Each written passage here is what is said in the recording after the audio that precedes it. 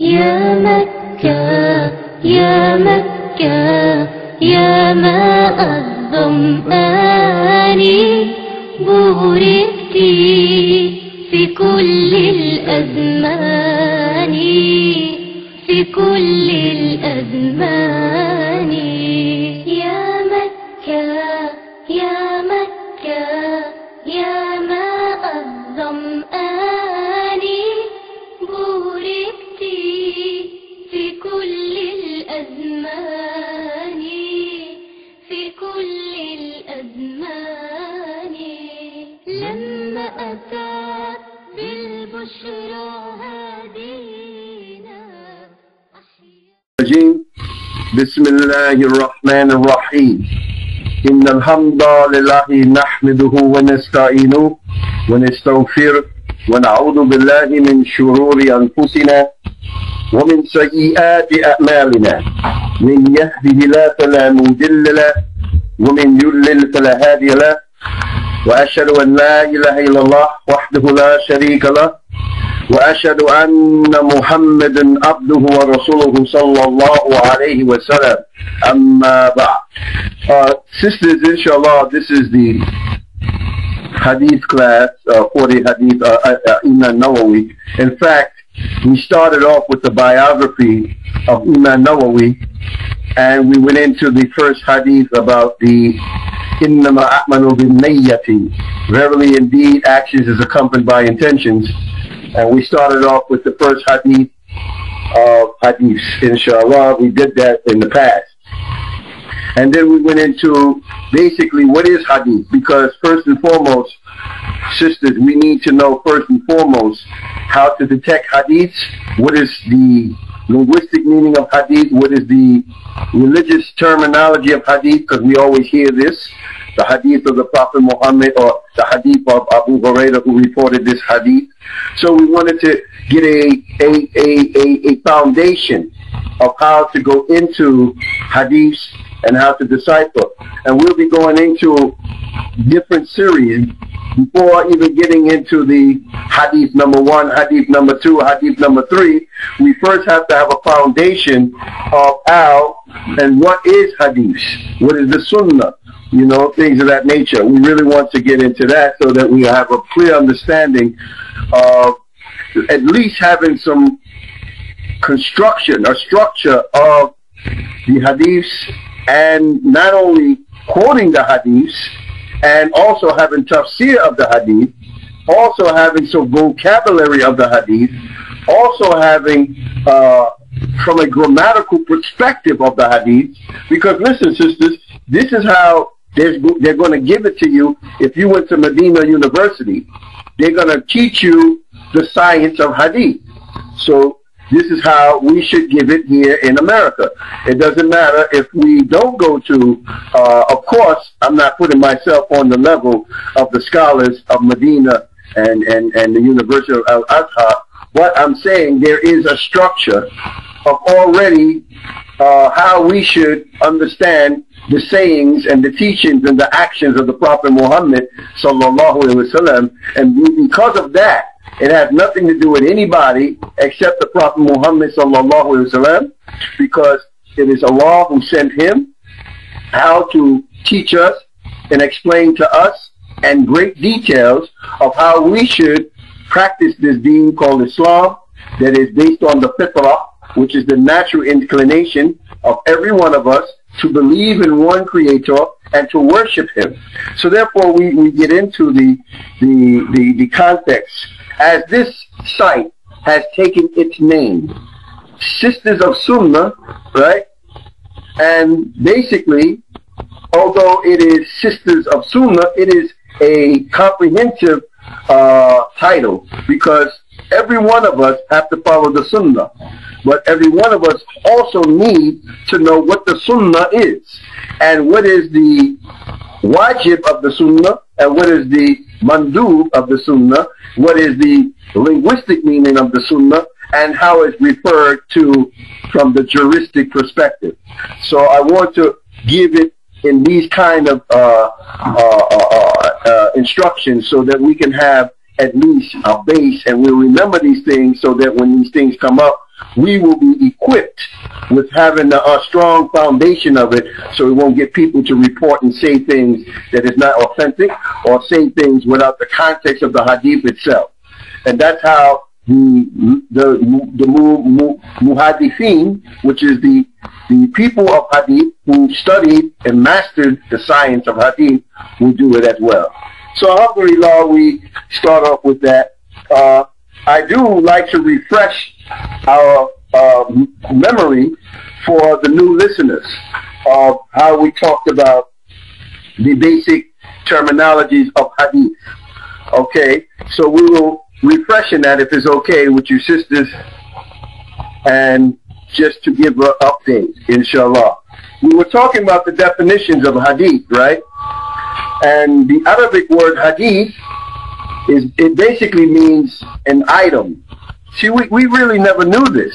We had one understanding of a hadith, and we will always understand it in reference to the religious terminology of the reports of the Prophet, right?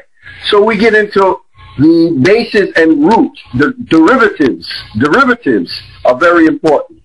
So it means item of news, right? Or conversation. So that means CNN, ABC is basically hadith, right? Because it's news, right? Or when we talk, we have conversation with one another. Or when we tell a story, rather as a false story or true story, it's still in the linguistic term hadith. Or report, you know. So it can either mean from a historical perspective or legendary perspective. It could be true, it could be false. It could relate to the present, or it can relate to the past, right? So its secondary meaning as an adjective, right? It is new, as opposed to qadim. Qadim means old, right? So the Arabic words, for instance, salat or zakat, its meaning basically changes in Islam based on how it's being used. Because zakat, we understand zakat as giving our percentage every year, 2.5% of our earnings. That's the only understanding we had. But zakat also means to increase in growth. Or when it's used in another way, zakat also means to purify. So that when you give, you purify, you increase in blessings and growth. So that's the other word, right? So from time to time, the Prophet sallallahu alaihi wasallam, his stories and communications basically dominated all other forms of communication. That's what we're talking about in the form of news or communication. The Prophet ﷺ, when he told stories, his stories were dominated all other forms of communication. Meaning when the Prophet said something, it wasn't the same as you and I kicking the woolly bobo, right? We kicking hadith between each other. And we're just talking about this and that, you know. But when the Prophet gives a hadith, or holds a conversation, or tells a story of communication, it dominates all other forms of any other conversation that you and I may have. So the term hadith began to be used almost exclusively for reports that are spoken about his actions and his sayings. This is what it basically realized. And this is the studies in hadith and the methodology of literature. So we see the usage of the word hadith. The term hadith basically has been used both in the Quran and in the prophetic traditions according to all the linguistic meanings. It has been used in the Quran according to its linguistic meanings. Now, I want to make a differentiation between this. Linguistic meaning is the literal meaning of the word itself, and the juristic meaning is the religious terminology that is from the Sharia, which is the dominating factor of what we want to understand when it comes to our traditions. Okay, so there are three categories, and it has been used to mean in the Quran. There's a verse in the Quran, and I'll remember it later on, but I do know the verse, where Allah subhanahu wa ta'ala has said, فَذَرْنِي وَمَنْ يُكَذِّبُ بِهَذَا الْحَدِيثِ. Right? Then leave me alone with those who reject this hadith, meaning this communication. Remember, one of the words of hadith means communication. And this was in that verse, فَذَرْنِي وَمَنْ يُكَذِّبُ بِهَذَا الْحَدِيثِ. So leave me alone with those who reject this communication. Then there's another verse, إِنَّمَا أَحْسَنَ الْحَدِيثِ كِتَابُ اللَّهِ. Indeed, the best form of what? Communication is the book of Allah. So we're looking at the linguistic meaning of hadith that is used linguistically in all the verses in the Quran, right? And a historical story, we could see another point of this word hadith. وَالْحَلْ أَتَاكَ الْحَدِيثُ مُوسَى. Has the story, again it means story. Hadith also means story. Remember the linguistic meaning.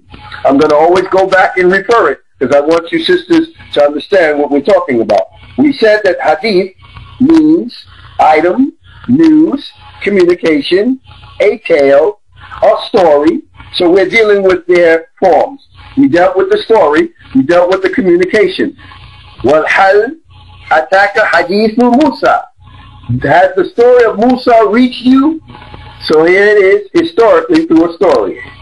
And then we see it also in basically another verse.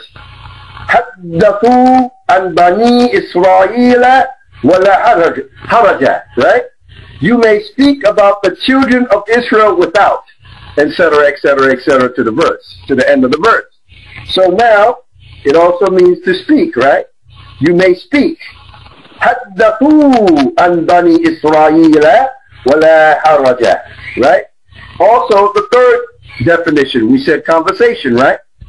So, this is the general conversation that one uses, that you'll see linguistically in the Quran. وَإِذْ أَسَرَّ النَّبِيُّ إِلَّا بَعْدِ أَزْوَاجِهِ حَدِيثًا. Right? When the Prophet confided in one of his wives. See? He confided, right, with one of his wives. So we see in all of these, we see the definition. And then there's a mention in the hadith. Also, Man istama'a illa hadithi. See? Molten copper will report in the ear of whoever eavesdrops, right? Qawmin wa hum lahu karihuna aw yafiruna minhu subba fi udunihi anka. Right? Annaku. Right? For people who eavesdrop on conversations of people who dislike him doing so or flee from him. So we see another definition that is used in the hadith. So amongst the hadith scholars, the term hadith means whatever is transmitted, which is basically juristic meaning. Whatever is transmitted from the Prophet. This is with the hadith that we're using as the scholars use this term hadith.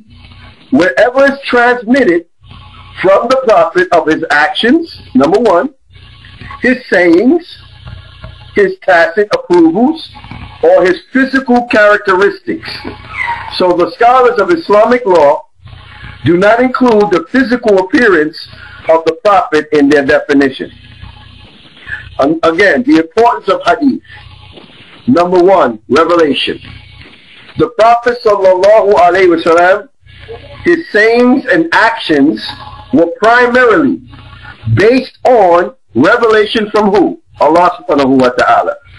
And must be considered a fundamental source of guidance, number one. Second, only to the Quran. So the hadith is second to the Quran. And Allah says in the Quran, وَمَا يَنْتِقُ عَنِ الْهَوَىٰ. And he does not speak of his own desires. إِنْ هُوَ إِلَّا وَحْيٌ يُوحَىٰ. Right? That we have sent down this revelation. Right? Muhammad does not speak from his desires. Indeed, what he says is wahi. Right? So it comes from Allah. So therefore the hadith represents a personal what? Source of divine guidance which Allah granted his Prophet sallallahu alaihi wasallam, right? Which was similar in its nature to the Quran itself. Understand that. That the hadith represents a personal source of divine guidance which Allah granted Prophet Muhammad sallallahu alaihi wasallam, which was similar in nature of the Quran itself. So the Prophet sallallahu alaihi wasallam reiterated this point in one of his recorded statements. Indeed, I was given the Quran and what? Something similar to it along with it. Okay? So we see how hadith is used in its references to the Quran and how it is second to the Quran and a reference in nature similar to the Quran. So, the second point of understanding hadith is tafsir. The tafsir, which we broke down the word before, fasara, meaning something to be uncovered, something that has to be revealed or exposed. So therefore, tafsir means to expose or uncover the deeper meaning of something. You see? So when we see an ayat, we want to know the tafsir of the ayat. And how does that mean? We don't read the translation. Know the difference. Translation is basically giving an indication of what the word of Allah is saying, and tafsir gives you and uncovers a deeper meaning of what Allah is saying, and that is going through the lexicography of the Arabic language and knowing the different forms, knowing the grammar of the usage of the word in the word of Allah subhanahu wa ta'ala. So the preservation of the Quran was not restricted to protecting its wording from change, right? And if that was the case, its meaning could be manipulated according to human desires. It could be manipulated by anyone. They could say anything they want, or while it maintained its wording, right?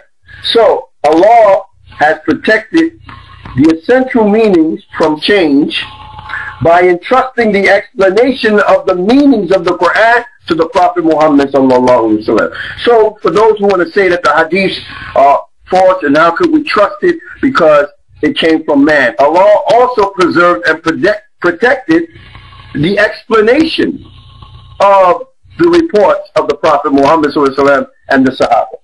So Allah states the following in the Quran.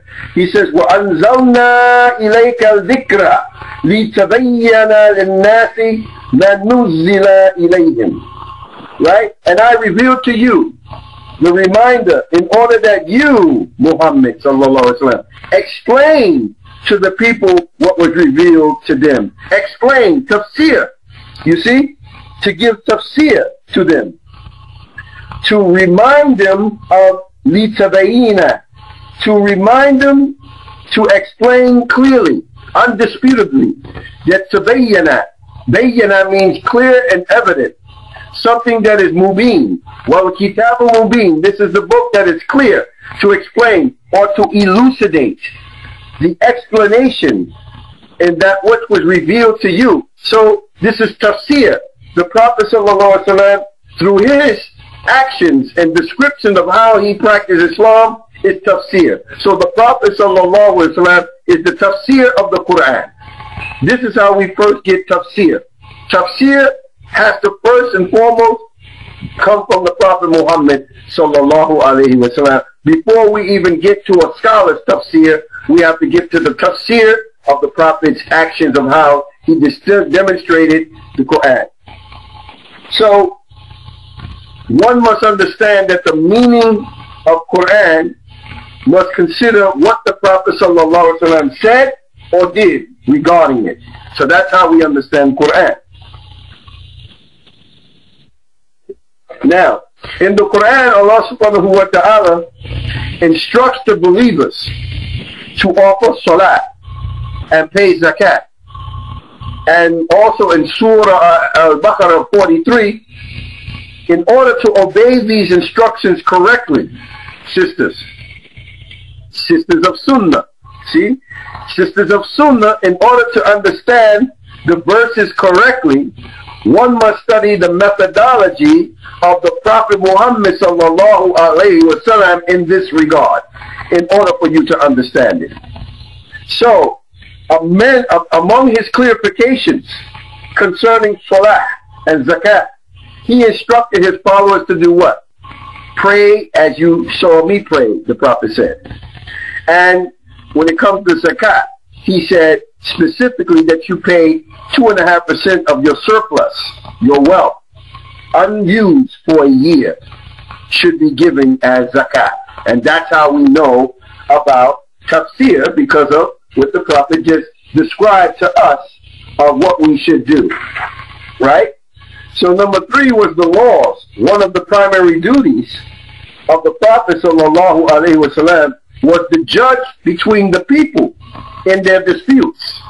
This is what the Prophet's job was. Allah mentions in Surah An-Nisa 59, Ya ayyuhalladhina aminu ati'u Allah wa ati'u Rasulah. O believers, obey Allah and obey the Messenger. And it continues, وَأُولِي الْأَمْرِ مِنْكُمْ, and those in authority amongst minkum, amongst you, right? That is amongst you. فَإِن تَنَزَعْتُمْ فِي شَيْءٍ فَرُدُوهُ إِلَّا اللَّهِ وَرَسُولِهِ. And if you dispute about anything, if you have a dispute about anything, refer it back to who?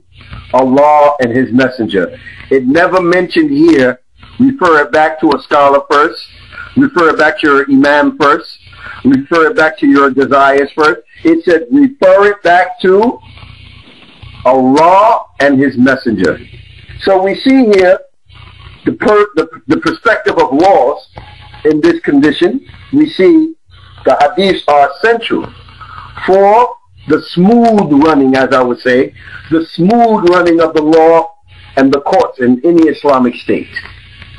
Now we come to the moral idea. What is the moral idea of the hadith and the sunnah? Since the Prophet sallallahu alaihi wasallam was guided by revelation in his personal life, his character, and his social interaction became the prime example of a moral code. Now, brothers, sisters, how do we learn how to behave as human beings? Most of us say it's your parents who teaches you not to do this, not to do that. But guess what? When we are talking about a moral code of an example, uswatun hasana, a pattern or example to be followed, we're talking about in the comprehensive meaning of the conduct itself. Meaning it goes beyond just sitting at a table, putting some napkin on your lap and under your chin, and you eating properly. It goes beyond holding the door for someone. It goes beyond, these are all considered manners of conduct.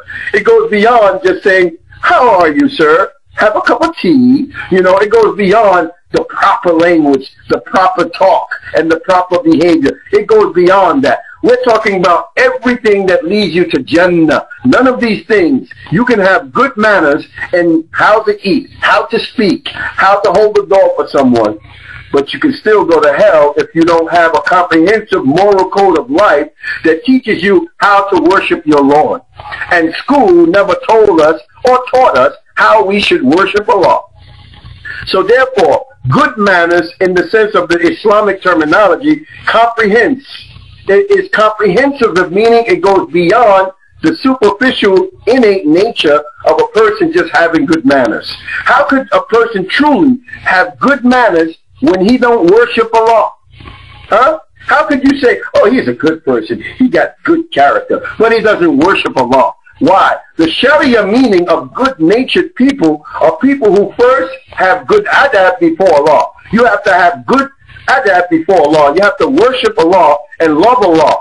This is first having good conduct, right? So the Prophet ﷺ was a moral code of ethic. He was a dictionary of what morals is. So that if you wanted to look in the encyclopedia of this behavior, you will find everything within this character of this person. Why? Because he was khuluqul Quran. His character was the Quran. He embodied the word of Allah within his lifestyle. He became that which he was given. Wahi, revelation from a divine source. A sacred divine law that embodied his behavior when it came to moral conduct. He changed the perception of what conduct and morals is. He changed the concept of what conversations were, hadiths. He put it and formulated it in a active form of behavior. So this is where we get our understanding in a comprehensive way, sisters, of now we have an introduction to the hadith itself. Basis, this is our foundation, and now we can go on and talk about hadith. First and foremost, we have to decipher the other steps towards understanding Sunnah. First, we deal with Quran. Now, this is a hadith class, but do not get narrow-minded and think that, yeah, we're doing this. I'm giving you a comprehensive way of interaction of the foundation of being able to go into the hadith, so that now when you read, you will know this kind of concept is introduced before you even getting into reading a hadith or picking up a book and saying, yeah, this hadith means this. That's why they have what they call usul al-hadith, which is the methodology of the hadith and evaluation. So that's what we're doing, sisters. So we also start with the Quran first. The Quran is a word derived from the word qara'a. Qara'a, which means to read or recite. So now, sisters, here it is, the book of Allah. We hear this word Quran so much. But now look, we have a much more definition about it now, right? Because now we know that Quran derives from the word qara'a, which means to read or recite, right? Therefore, the Quran linguistically means the book that has been read or recited. So now they say recite the Quran, right? And then there's conditions of how you recite, which is what? Tajweed. You just can't recite. Just like recital in school. They have the singing and things of that nature. The Quran has its condition of reading it with tajweed. So you just don't recite just to recite. You just doesn't read just to read. And you're not reading anything. You're reading something that is divinely given. You're reading the words of Allah. So, as a term, the Quran is Allah's miraculous speech revealed unto who? Muhammad sallallahu alayhi wasallam, and in Arabic, and transferred to us by tawatur, which is tawatur method. The recitation of Quran is considered as an ibadah, is an act of worship, sisters. So you can recite any kind of book in school, and it's not an ibadah. It's not a worship. It's just reciting. But when you recite the Quran,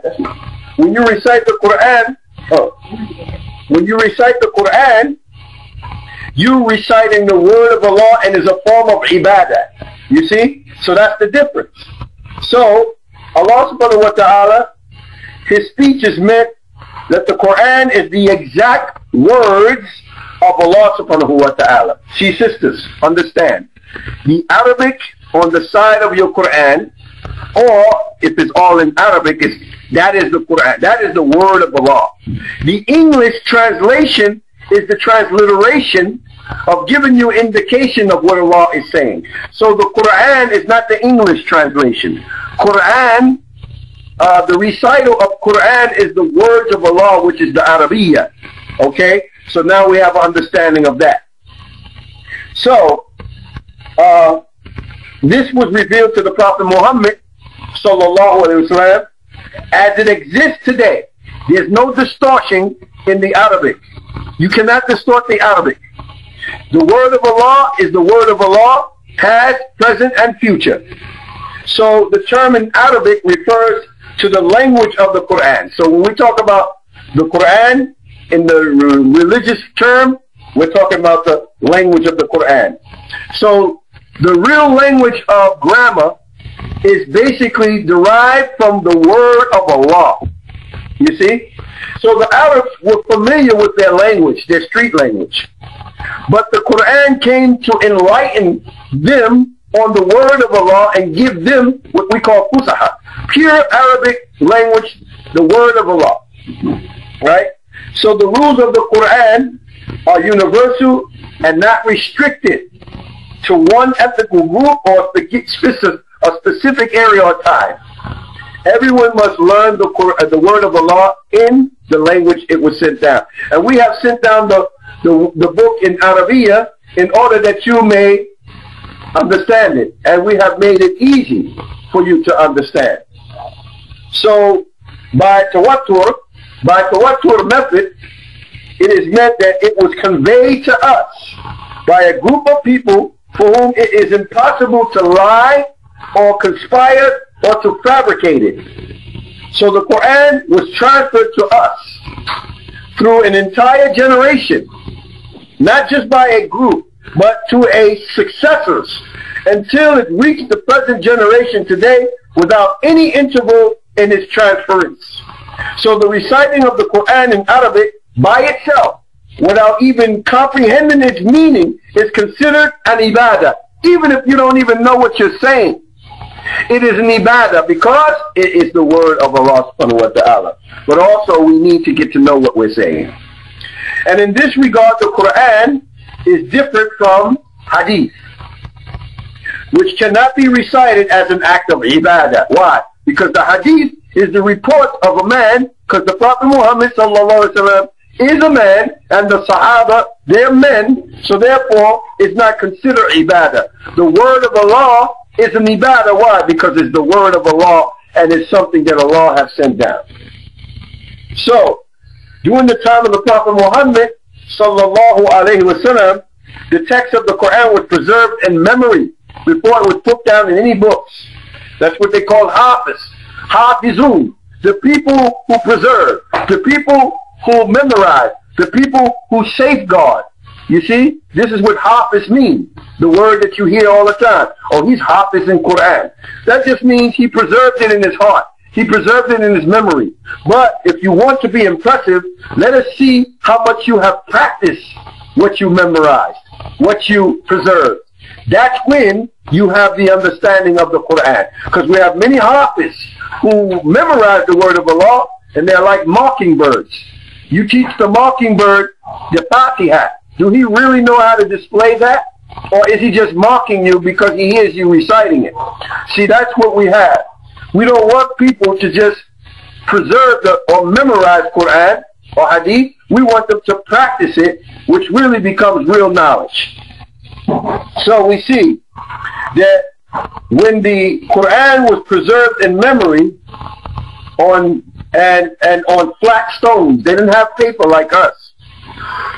When we go to school, we got paper. They had stones, they had wood, they were putting on bones and stuff like that.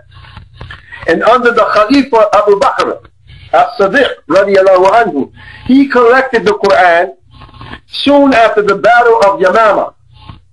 And due to the martyrdom of many memorizers of the Quran, because they were dying in the battles, and the Hafiz, they were dying. They were the one who was preserving the Quran in memory. So they started seeing that the martyrdom of many of the Sahabas were dying off. So Zayd bin Thabit radiallahu anhu was a Sahaba who was the scribe of the Prophet Muhammad sallallahu alaihi wasallam, and was employed in the task of compiling the text. And this is how we're giving you some history of how hadiths came apart. And this also corrects those who keep saying they don't follow hadith and sunnah. They don't even have a history behind this. So, as Zayd bin Thabit, he became the scribe of the Prophet Muhammad after seeing that many of the Hafiz who memorized the Quran were dying in the battle of Yamama. So, during the time of the Prophet sallallahu alaihi wasallam, Muslims used to recite the Quran in different ways. I think it's 7 dialects, which were taught by the Prophet Muhammad sallallahu alaihi wasallam himself. And when the Sahaba radiallahu anhu immigrated to the conquered lands of the Muslims, in those areas, they recited the Sahabi, they recited it. And then there was some arguments as to which method of recitation was correct. So under Khalifa Uthman radiallahu anhu, he realized this problem and feared that the fate of the Quran would go the same way as previous scriptures went, as the Injil, the Gospel, the Torah, you know. and that it will be lost and corrupted. So basically, the books of former revelations. So in order to remove this danger, Khalifa Uthman, radiallahu anhu, he adopted one of the ways of recitation and made 7 copies. So these 7 copies were sent to different areas, and the master copy was kept in Medina. That's where the master copy was kept. And all other copies existed at the time were destroyed. So the Quran was revealed with the words and its meanings intact, whereas the Sunnah was revealed in meaning, and the Prophet ﷺ expressed this meaning using his own words. We have what we call hadith qudsi.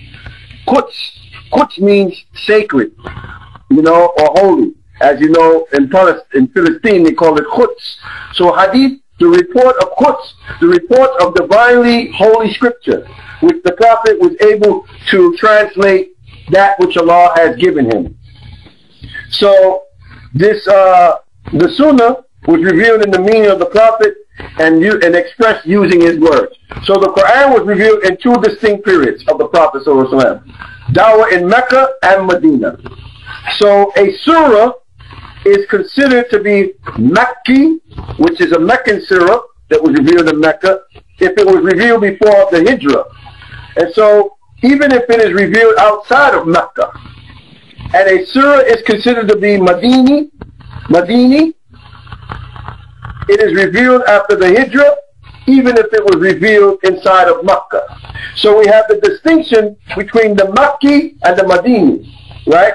Which is parts of the Quran, which is based on the information provided mainly by the Sahaba. So you will see sometimes if you get the tafsir, which I request all sisters and brothers too, but sisters, tell your husbands, come out his wallet, okay, and get the 10 volumes of the Quran, the tafsir of Ibn Kathir, which give you every meaning of the verse, every ayat of the verse, with history background, with the meaning of the verse, with the Sahaba and the Hadith reports about the verse, who it was revealed about, how it was revealed, when it was revealed, in Mecca or Medina. So this is what you want to equip yourself with this knowledge, so that no one can come and try to play tricks. Okay? So this is very important. Now, sisters of Sunnah, let's get to the word Sunnah, right? Sunnah, linguistically, means a path or way, right? As a juristic term, Sunnah has different meanings to vary disciplines in the Islamic culture. Now, to the ulama of the Hadith, Sunnah refers to all that is narrated from the Prophet ﷺ, his acts, his sayings, whatever he has tactically approved, and all the reports which describe his physical attributes and his character. Now, to the ulama of fiqh, the jurisprudence, the men of in-depth, Sunnah refers to the category of mandub, which is, or nafila. Mandub means optional. It means that if you do the deed, you get rewarded. And if you don't, nothing happens. You don't get punished, there's nothing. And nafila is something that you do for the nafil, extra, supererogatory, right? You do supererogatory things after your obligatory, your wajib, right? So in this sense, sunnah is used synonymously with mandub. And an example of that is this: praying extra prayers or fasting extra days other than Ramadan is considered mandub or nafila, right? So these are extra things you can do, optional. They're recommended, and if you do it, you get reward, and if you don't do it, you won't get punished or rewarded. So this is the consideration of sunnah. This is the sunnah that is not wajib. There is a sunnah that is wajib. So to the ulama of usul al-fiqh, sunnah refers to another source of sharia along with the Quran. So in the usage of usul al-fiqh, one might say that fasting days other than Ramadan is from sunnah. Of course, the Prophet ﷺ said, fast Mondays and Thursdays, or you could fast the sunnah of Dawood every other day, right? So this is denoting that this ruling has been validated by what? The Sunnah. Okay? So basically, this is what that usage of Sunnah is in Usul al-Fiqh. And we will deal with this topic about the Sharia and Usul al-Fiqh. So Usul al-Fiqh should not be confused with Sunnah in Fiqh. There's a difference. In Fiqh, the term Sunnah is synonymous to Nafila or Mandu, meaning a recommended act. That's all. A recommended act. So in fi usul fiqh, it is a source. Now usul al-fiqh means a source for abstracting the rulings, meaning it's a methodology of how you get the rulings that you do. For instance, I will know a faqih, a person who is knowledge in depth. He would know how to deal with a situation about abortion. Why? He abstracted his evidence from what? From Quran and Sunnah and the Sahabas. So he would know. So Usul al-Fiqh is a methodology for abstracting rulings when you want to come up with a situation. So it establishes the following types of what we call hukum shari. We have fard, which is fard, is mandatory. The method of praying the salat is established from what? The Sunnah and not the Quran. Okay? The method of how you do salat. The Quran tells you to make salat, but the Sunnah teaches you how to do that salat, right? So now, the Quran issues the command to pray. The Quran issues the command to pray, and the Sunnah shows you how to do it. You see? So there we have that. Then you have haram. Fasting on the day of Eid is haram, right? And it establishes from the Sunnah. So those people who are talking about, I don't follow Sunnah. Tell me, how did you know how to do the Eid? Tell me, how did you know how to make Salah? Right? So now, Mandu Sunnah of a Hadith, fasting on Monday is Mandu, and it establishes from the Sunnah. Right? So we see the differences here, sisters.